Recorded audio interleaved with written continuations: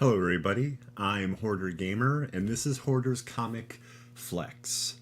I hope you're all having a good day today, or whatever time it is you're watching this. You can tell I'm used to being on Twitch doing a live show because I'm like, oh, good evening, always, even if you're watching this during the day, you know. Hey, Mike, how you doing? Good to see you. Good to see you. So, today we've got comic books. We got a real brief movie mention. Real brief movie. We got toys, of course. The future of comics all the way to 1 week from today. And how are we going to start all this? Well, with a comic book review, of course. I like how I say of course, because comic review can happen in the beginning, at the end of the show, so there's no exact rhyme or reason there. Okay, everybody. If you've been enjoying Superman, Son of Kal-El, which was an awesome series with Jon Kent, basically that series ended, but the same creative team is now doing Adventures of Superman, Jon Kent. And first issue was really good, and the whole concept is extremely exciting. If you don't know, Tom Taylor did the Injustice comic book, which was very popular, and some people would say the story in the comic was better than the game. Anyway, that world bleeds into this new Jon Kent book, and Ultraman is going basically multiverse to multiverse, killing Supermen. And he apparently has a device that weakens them, and that's how he's able to do it. And Jon, of course, is not a big fan of Ultraman, being that he was abducted and imprisoned by him for quite a while. So this is going to be a really awesome battle between the two Supermen right there. And hold up, that's not it. Velzad, yet another version of Superman from another universe, is here with Red Tornado. And there's this neat scene where he actually helps out. All these satellites are crashing to Earth, and basically Superman has to try taking care of this when almost all the members of the Justice League are off Earth. So really bad situation. And even though he's Superman, if satellites are falling all over the entirety of the world, he may not be enough to handle it. So Velzad actually helps out and stops these satellites from crashing, and then explains that Ultraman is coming. And there's this cool scene where he gets a message to Mr. Terrific. So basically Mr. Terrific can talk to all of them, including Jon and Jon's mother Lois, and explain the situation. Because they trust Mr. Terrific. They know him. And obviously, none of the Kents or the Els trust anyone having to do with Zod.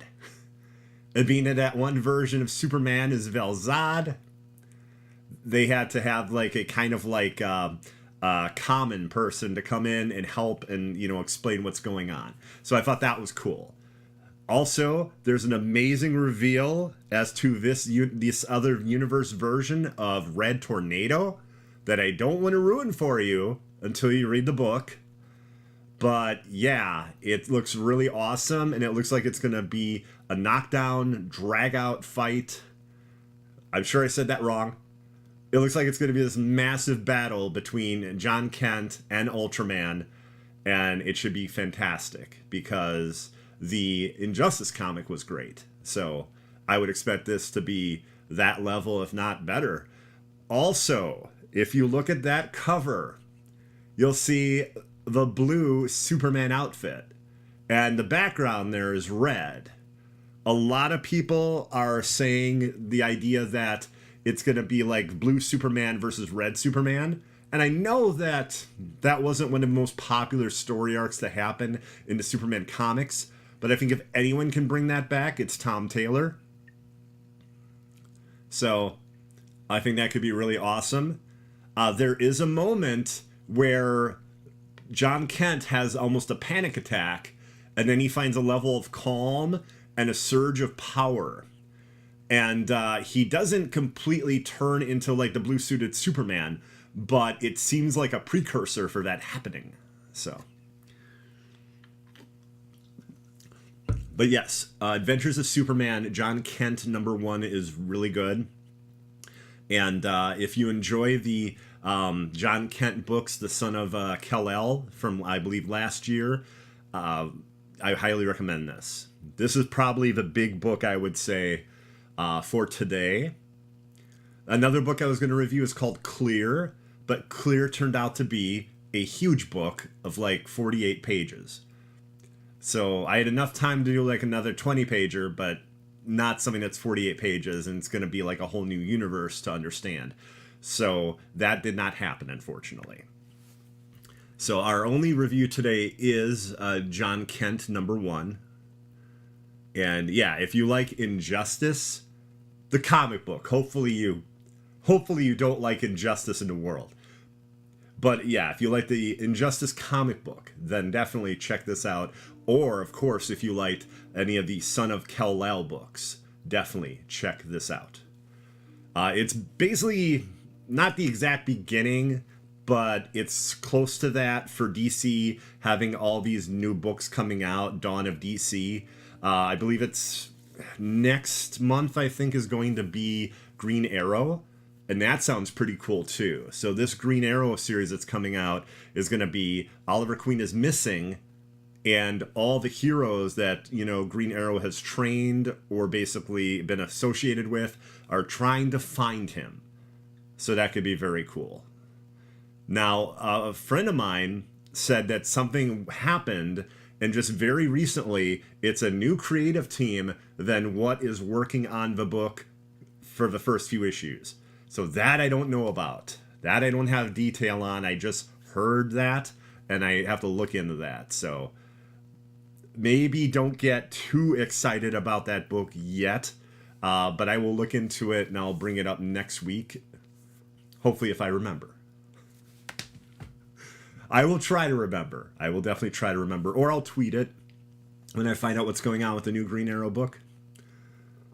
You're too excited? No! Don't get too excited. Don't get too excited. You might love that creative team, and they might only be there for like 3 issues or something. Hold your excitement down. Temper your excitement.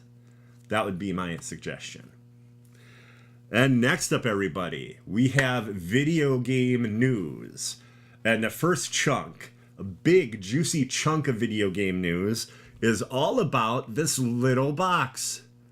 This unassuming little box here. Whoa, oh my God, it's getting bigger. Oh my God, where'd my head go?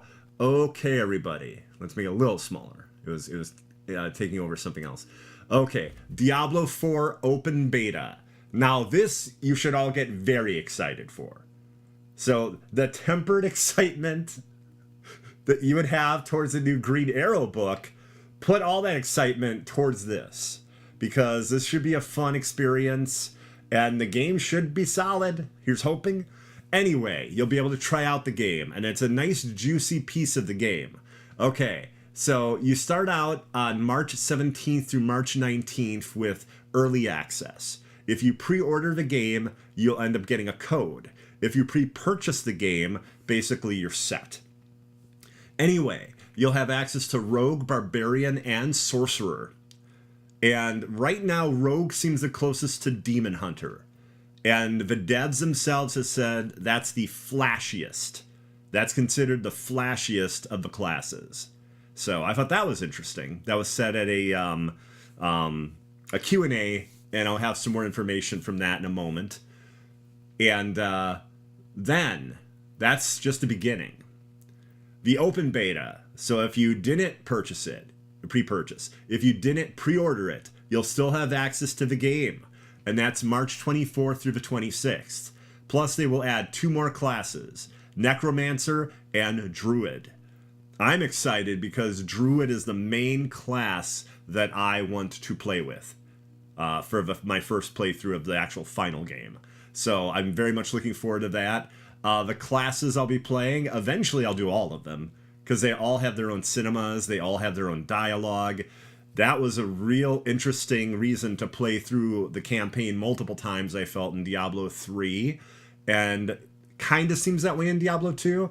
I just started Diablo 2 Resurrected only a few months ago, so I haven't done that many complete playthroughs of the game. So it's hard for me to completely speak on that, but from seeing certain chapters and things like that, it seems very similar.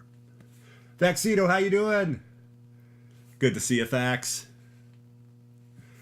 So we got that there. Now, the beta, what are you doing? What are you going to do during this beta? You're going to explore the first zone, Fractured Peaks. Nowhere near Twin Peaks. No. And basically, you're going to experience the story, the prologue, and Act 1. Doom, good to see you. How you doing, Doom?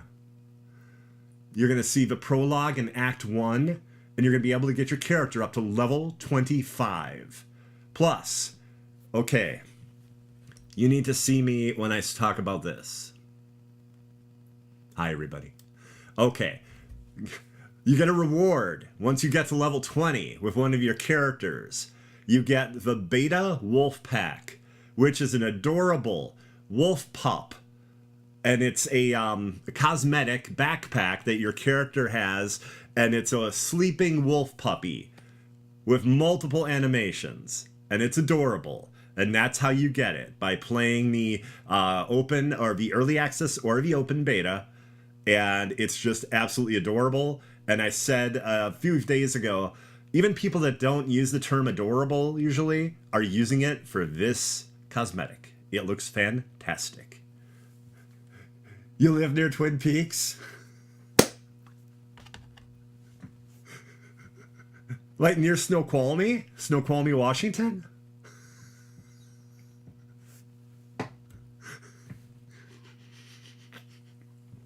That's like one of my favorite shows of all time, Twin Peaks.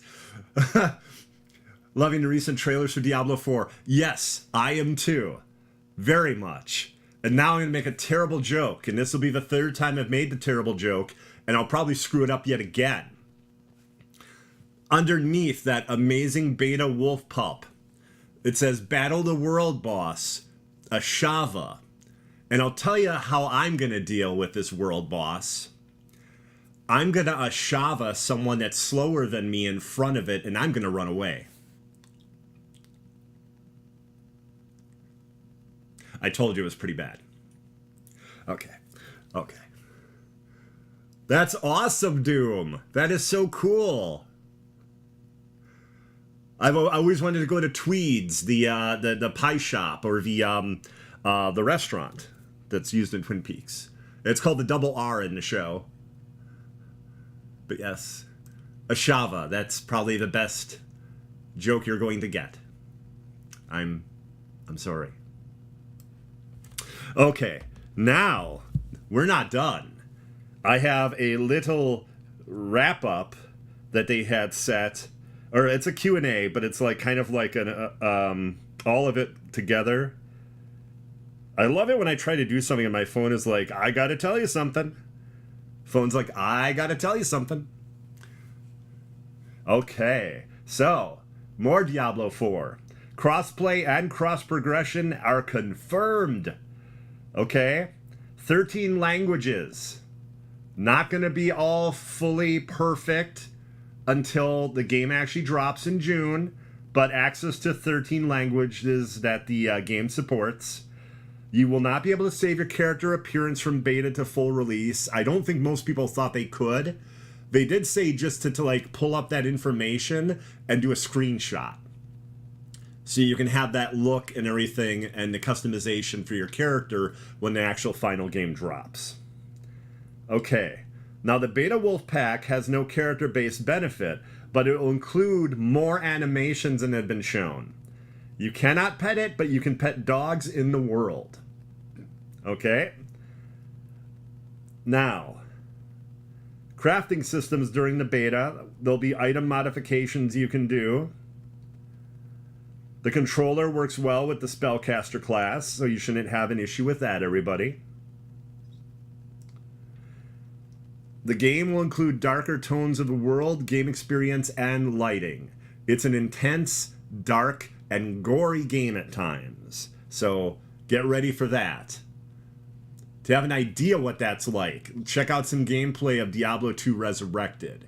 That's an engine very similar to what's being used in Diablo 4. Because that was a remake, so that's why it looks so good. You can stream the early access and open beta freely. There's no problem with either of them. Now, this is what I'm excited about. They finally revealed the Druid mechanics. This is like the big news from this Q&A. Druid is closely aligned with Scosglen, which is like basically Scotland. As you level up to around level 15, you cannot access Scosglen during the beta. But in like the final game, you'll be able to interact with 4 different spirit animals there once you're there. They will accept boons that drop from enemies. Boons will unlock additional bonuses for the player, and you can choose one spirit to align with at a time, but can switch at any time. And once you unlock all the spirits, you'll get access to a 5th one. So I think that sounds awesome. I was already looking forward to the druid turning into a werewolf, turning into a werebear. And then obviously using like nature magic, like fire and I think lightning. I think the druid can use lightning. But yeah, very excited about that. And that's, like I said, the main class I'll be trying for the whole campaign. Second class, if you want to know, is probably going to be Necromancer for me. Because Necromancer is really cool in Diablo 3, and in Diablo 2 Resurrected, the remake, it's awesome. You're basically a general leading an army of skeletons and skeletal mages. It's nutty. As well as a golem. You can actually have a golem go out and do your bidding for you. It's very different. In 3, it's more like you're part of the group as you're doing all this. And in 2, it's like you can be in the background and they'll just go and start destroying your enemies for you. It's pretty awesome. Okay. And make that just a little bit smaller then. We are done with Diablo 4 news. Now, Suicide Squad Kill the Justice League. Not much this week. I honestly thought pre-orders would have gone live by now. Totally. Like, I would have really thought that. Well, it is Hoarder's Comic Flex, and if Mike wants a flex... Here, we'll do a full flex. Here, let me pull up my sleeve. There we go. The shadow there isn't perfect, but... Anyway...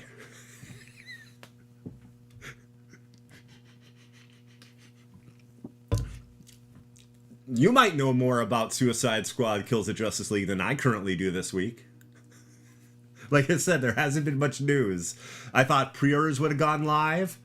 I thought we would have got information about like a deeper dive into the game. Maybe information about a beta. I am a little worried that the game's going to be pushed back for one reason I wasn't expecting. And one reason all of you may not be expecting. WB Games does not like to promote more than one game at a time. And Hogwarts Legacy for PS4 and Xbox One got pushed back.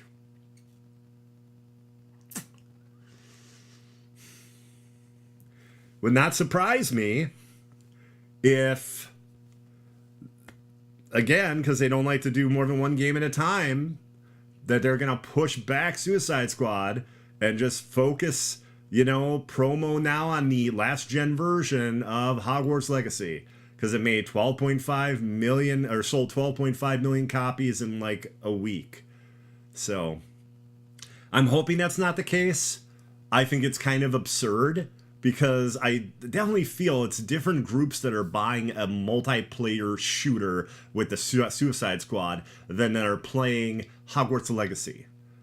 Also, I feel the incredibly hardcore people for Hogwarts Legacy would have moved hell and high water to play it on PS5 or Series X.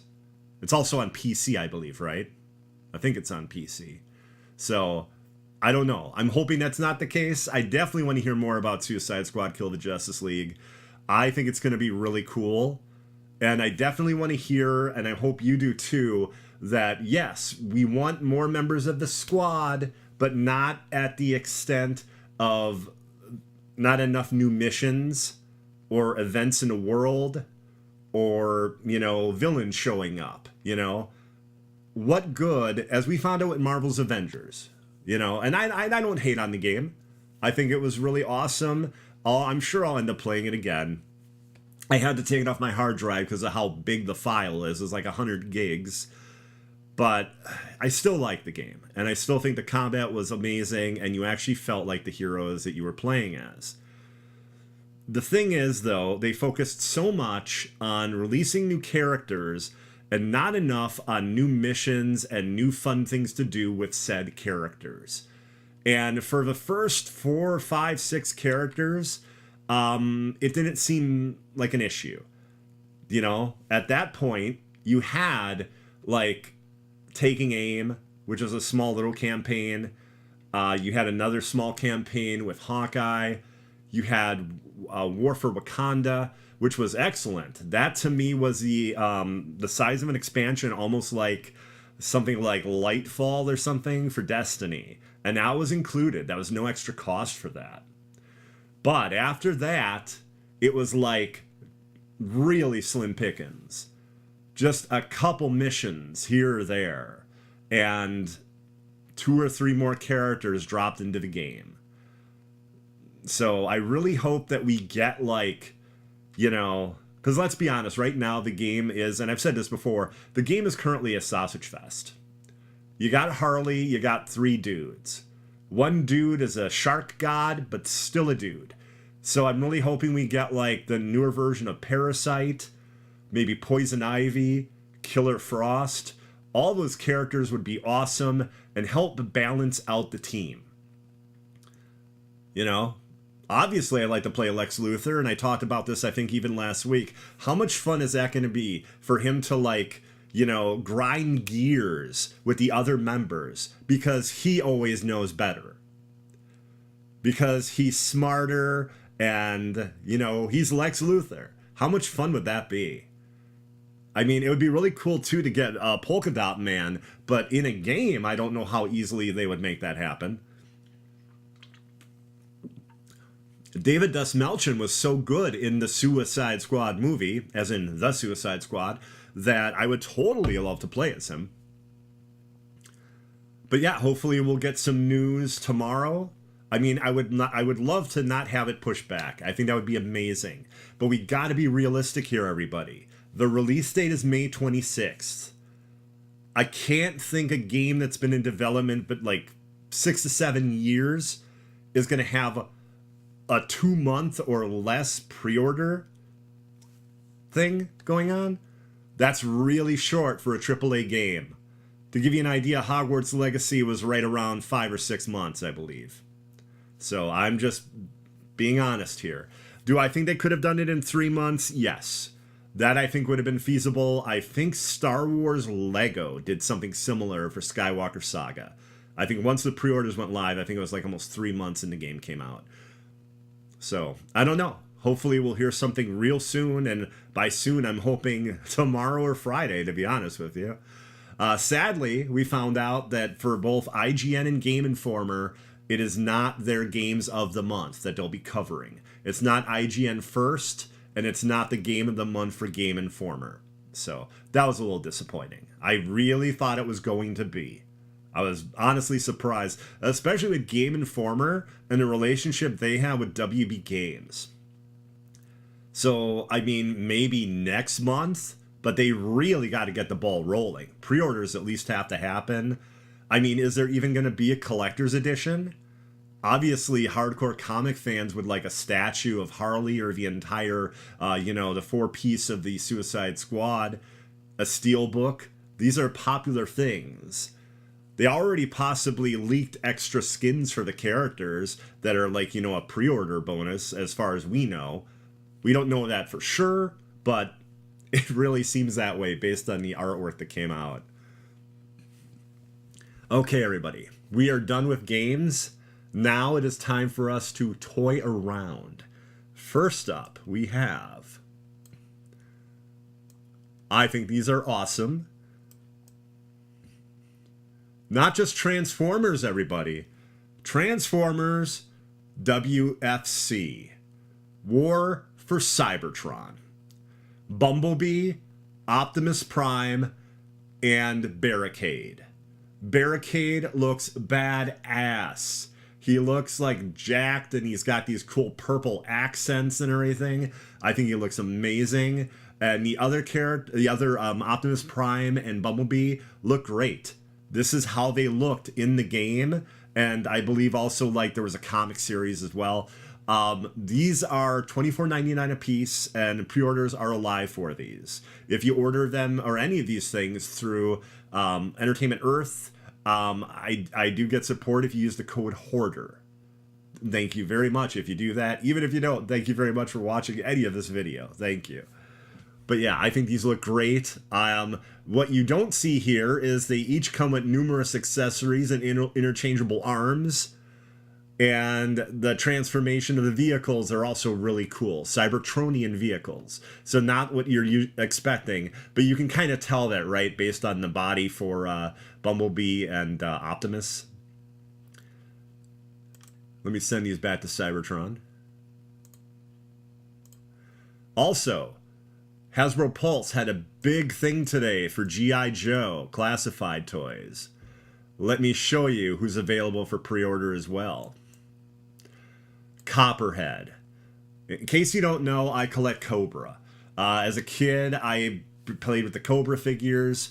I always had a cool thing with the bad guys, although I didn't realize, politically, like what their whole thing was. It was like, they look cool. They seem cooler than the Joes do. So, anyway, we have Copperhead, who looks a lot like they got like inspiration from Bane when you see more pictures of him, especially his face. It's pretty wild when you see his like facial expression. Scrap Iron, right here in the center with the red vest. He comes with an awesome artillery missile launcher. He's a special figure. He'll be like $44.99 because of the accessories he comes with. All the rest are $24.99. Happily, they didn't go nuts and increase these prices like they did with Marvel Legends. So I'm happy to see that. Torpedo, right next to Scrap Iron. Get ready, everybody. Shipwreck. With longer hair. He's got a piece of longer hair that you can put on under the hat. He's got the parrot. I believe it's Polly. So there's Shipwreck. There's Bazooka. And I apologize. I always forget the guy with the bandolier of bullets. Anyway, these are all live right now for pre-order. I ended up pre-ordering Copperhead because, like I said, I collect the Cobra characters, and I think he looks really awesome. And yes, also Scrap Iron. Scrap Iron also comes with an awesome helmet, and you just see that scowl on his face.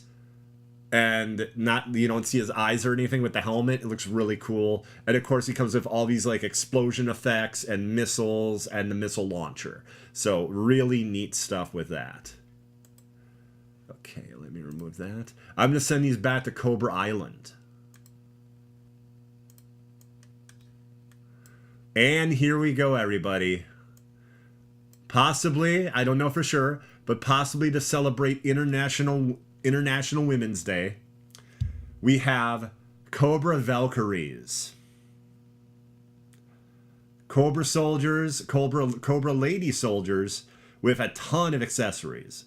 Backpacks, a helmet, I think an alternate head for one of them, numerous guns, and then like blasts and, you know, bullets and things like that. I think it looks really cool. This one's going for around $54.99, but you're paying for those extra accessories and because it's 2 figures. So with what this comes with, it makes sense. Sister Snakes, yeah, they could go with that name too. But yeah, it says Cobra Valkyries, so I figured that's what I would go by. I think they look really cool, and I was happy to see that. It's fun to get like what's called an army builder pack, especially if it's more than one figure, because I'm relatively sane and I'm just gonna get one, you know, or two of an army builder, but some people want to get like 10 of them.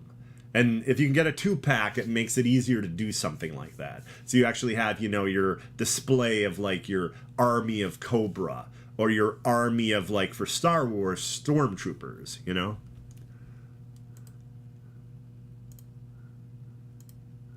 Okay, everybody, we are done toying around. Now it is time that we look at the future of comics. The future all the way to 1 week from today.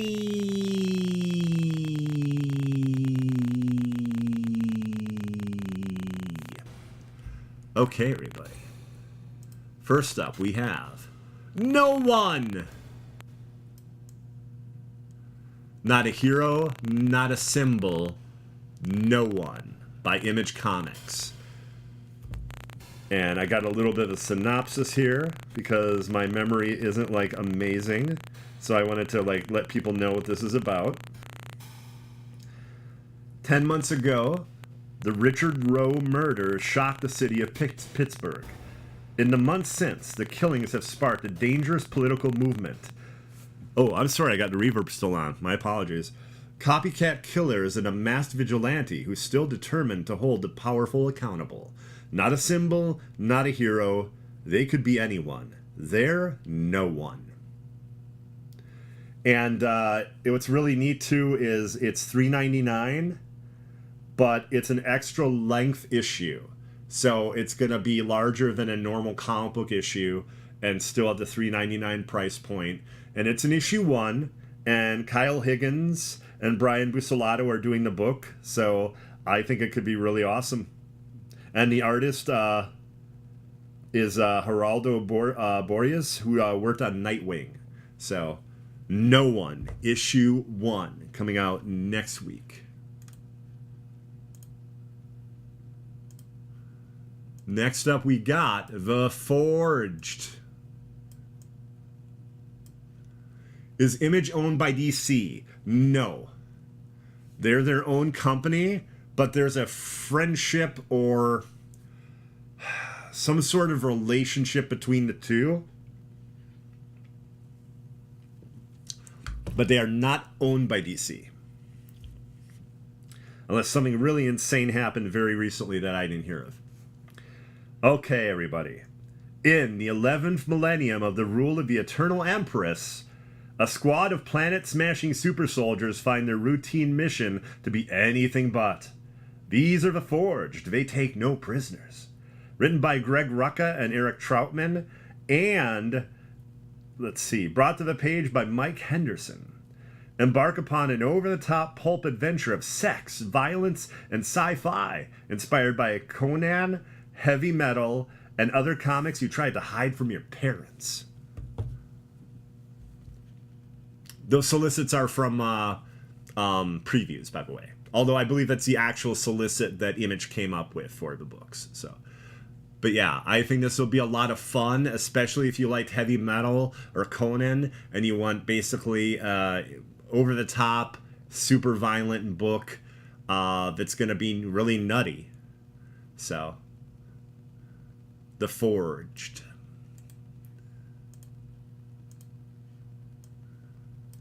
And finally, Hulk 13. Possibly one of the last issues of Hulk by Donny Cates. It was announced today, it might have been yesterday, but I believe it was today, that the new Hulk comic book is going to be taken over by the writer of Action Comics. I want to say it's Philip Kennedy Johnson. I hope I didn't screw up his name. Excellent writer. Made Action Comics one of the best Superman books in years. It is really great right now. I'm hoping that magically DC and Marvel have a deal where you can still do Action Comics and Hulk. Because such a thing actually does happen here and there now in the comic industry. It's not like just a solid contract with one company for the most part. So hopefully that's the case here, because I still want him on Action Comics. I think most readers of Action Comics still want him on Action Comics as well as here on Hulk. So it's going to be him and Nick Klein doing the new Hulk book. What you're looking at here, though, is Hulk number 13, and this might be one of the last issues by Donny Cates. Donny had a really awesome, crazy idea for Hulk. Not much is known about what's going on with Donny. Recently, it seems that he's off a number of books, and he pretty much has no social media presence. So I don't know exactly what's going on. I hope he's good. But yeah, this is probably going to be one of the last issues that he does, because I think it's like only 2 or 3 months away from the new Hulk by Philip Kennedy Johnson. So let me remove this picture here. Okay, everybody. Now, any suggestions, any toys, any comic books, games you want me to cover for future episodes, let me know. Put that in chat or put it in comments.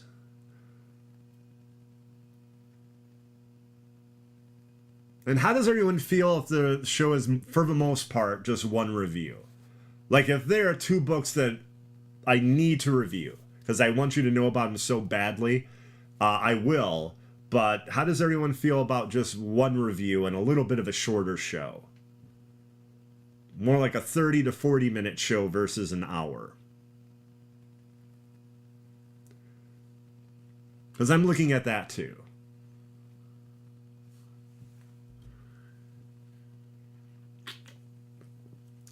I think it might be an easier watch, a more enjoyable. But again, if there are 2 books that come out and it's like, oh my god, I gotta do this. Like when the new Hulk comes out, obviously I'm gonna do that new Hulk book. And when Phil Kennedy Johnson and Nick Klein take over, I definitely want to review that. But maybe that same week there's another amazing book. So, who knows? 2-hour show and a panel of experts. Well, I would never consider myself an expert. So it would be a panel that would be like a lot more knowledgeable than me, and then me. So that would be interesting. Recent Disney Plus streaming shows. Mandalorian, I sadly have not had a chance to watch yet. I know, I feel bad about it. I feel bad. Oh yes, we had some real brief movie news. A number of reviews are saying that Scream 6 is really good. Like, really good. So, that's exciting. I really liked Scream 5. I'm a big movie fan, and like, when it comes to horror movies, Scream is one of my favorite franchises. The only one I didn't like, really, was 3. And I didn't hate Scream 3. I just felt that a lot of things were too convenient, even for a horror movie. And certain things felt more contrived, even for a horror movie, than I would have wanted. It was okay. It was okay. But like, I really love all the other films in the series. Like 1, 2, 4, and 5. And 5 I thought was kind of, when it came out, a breath of fresh air, and still paid a lot of attention to the original series, but did its own thing. So it's the same creative team from that movie doing 6. So I was hoping 6 would be really good. Oh yeah, there's some bad news too. Eldon Henson and Oh my god, why do I always forget her name? She's awesome and I always forget her name. Anyway, two of the most important and interesting characters that were on Daredevil are apparently not in a new version. Daredevil Born Again, but Punisher will be. Not Jessica. That's not her name. Although she played a character named Jessica on True Blood. I'm pretty sure that was the character's name on True Blood. Deborah Ann Wool. I think that's it, right? Deborah Ann Wool. There we go. There we go. Deborah Ann Wool. So Eldon Henson and Deborah Ann Wool will unfortunately not be in this new Daredevil unless it's a big secret and we don't know. I'm hoping for that. I'm hoping it's a big misdirection because they're great characters. I don't know anyone who watched that show and was like, I don't like those characters.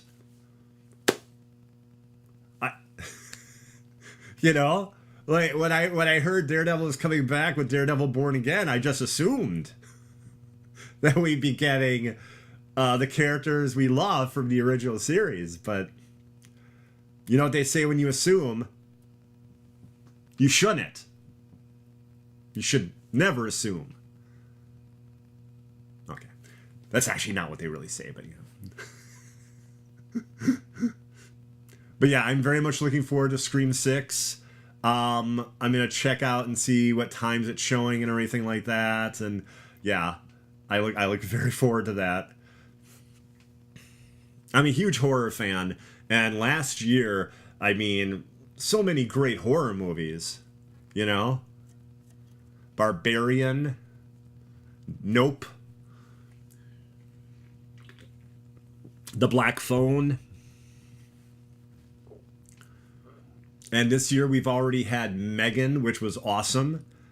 And Megan comes out on Blu-ray, not this Tuesday, not this upcoming Tuesday, not next week, but the week after. And I believe it's already streaming on, I think it's Paramount, or it comes to Paramount on Friday, I forget. But soon. If it's not there, it'll be there soon. Okay, everybody. I want to thank you all very much for watching. Thank you. I'd also like to thank Doomkiller HD for letting me borrow the channel. That's very kind of you. Thank you. Let's see. What else can I say? The Doom Squad Gaming Block Party will be Fez's Nerdy Life. And that's going to be on Friday. So that's going to be very cool. Weekly Wrap-Up is going to be a show where we basically all talk about... well, it's a nice tight panel, and it kind of changes up every week. It's like 4 to 5, maybe even 6 people at the most, getting together, talking about games, movies, and comics and everything. It's pretty cool. It's pretty cool. So that's going to be on Sunday. And me, I'm at twitch.tv/Hoardergamer, and I'm currently doing Octopath Traveler 2, Destiny 2, and of course, next weekend I'm very much looking forward to the Diablo 4 Early Access Beta. No, there are no skits.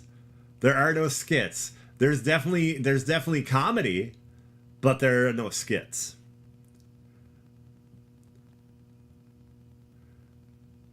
So everybody, thank you very much, and I hope you have a great night or day again. Watch at your leisure, whatever time that is. Thank you. And hopefully I'll see you at next week's episode. Have a good one. Bye-bye.